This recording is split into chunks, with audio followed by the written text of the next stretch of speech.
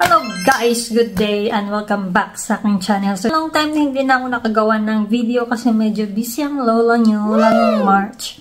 Kasi fiesta dito sa Valencia, Spain from March 1 until March 19. So, kapag may time, pumupunta ako sa labas, nagkukuha ko ng video. So, i-explain ko na lang sa inyo kapag natapos yung fiesta. Okay, for today's video. Naghahalongkat kasi ako ng mga gamit ko, nag-a-arrange ako, tapos pinagtitignan ko yung mga stocks ko na meron ako sa box. Tapos, nakita ko itong dalawa na to. Alam nyo kung ano to? Templates. Tama ba? Correct me if I'm wrong kung templates pa tawag nito dyan sa atin. Eyebrow template. Ayan, kung makikita nyo. Kasi never pa akong nakapag-try ng eyebrow template. Let's see kung effective ba. So, actually, katatapos ko lang mag-facial dahil papalapit na ang regla ng lola nyo. Ang dami ko na namang mga kabalbalan sa mukha. Tsaka, nafe-feel ko na talaga yung aking visitor. Napaparating na siya. Sakit na ng aking dibdib kahit wala naman akong dibdib. For easy na application, hindi ako magagamit ng brush. Ay hala! Kala ko isa lang siya. Wow, mali. Ayan, may number pala siya. 1. Tapos yung nalaglag is number 2. Ayan, 2. Tapos 3. So, maganda to. Akala ko talaga iisa lang yung laman niya. Pero tatlo. 1, 2, 3 pala yun. Template number 1.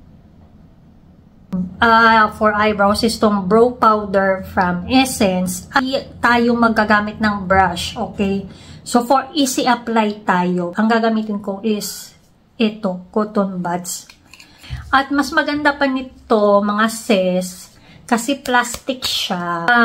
Pwede mo siyang punasan ng alcohol. Tapos, tatanggalin lang natin ito. Yung number 1, mga sis, ha. Ayan.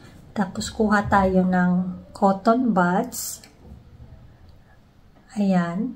Kapag naglalagay kayo, siguraduhin yung nakalapat sa inyong kilay. First time kong gumamit nito, guys, ha. Tapos, using yung cotton buds na may brow powder. Tatap natin. Tapos, tignan natin ang resulta kung maganda ba.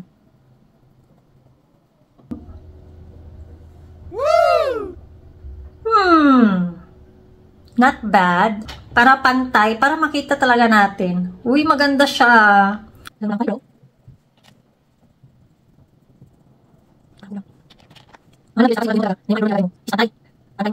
Kung makapal, dapat makapal din. Okay. Template na touch na number 1. Si number 2. Ayan. So, kung papansin nyo, iba din yung shape niya. Iba ulo. Papunta sa nose line. So, tanggalin natin. Wow! See the difference, guys? Doon sa template number 1.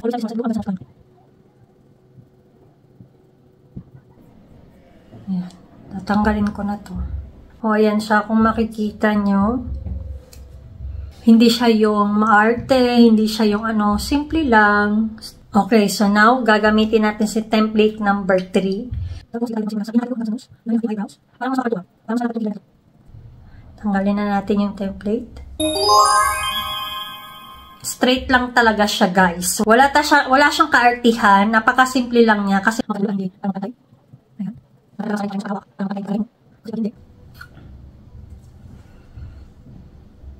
yan siya, guys. Walang kaartihan. Walang kakime-kime. Ganun lang siya. Cute pa rin naman tignan.